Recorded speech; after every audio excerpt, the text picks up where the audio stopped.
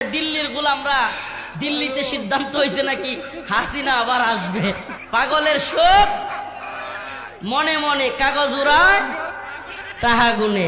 Hello আপা, জি আপা, খাইছেন আপা, বইছেন আপা, এই দল খুব খুশি হয়ে গেছে।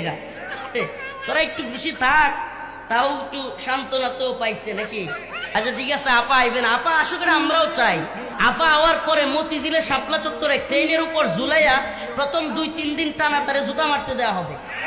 এরপরে মারতে মারতে এরপরে তাকে মৃত্যুদণ্ড দেওয়া হবে।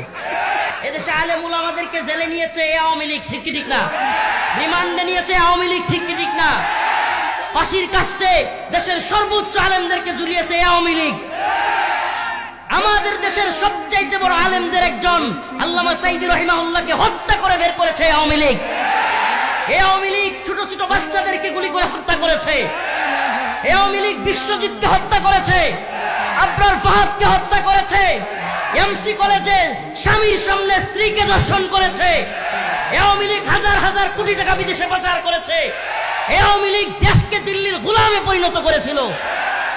এত অপরাধ করবার পরেও তোদের হিম্মত হয় কিভাবে? বাংলার জনগণ এখনই ভুলে গেছে।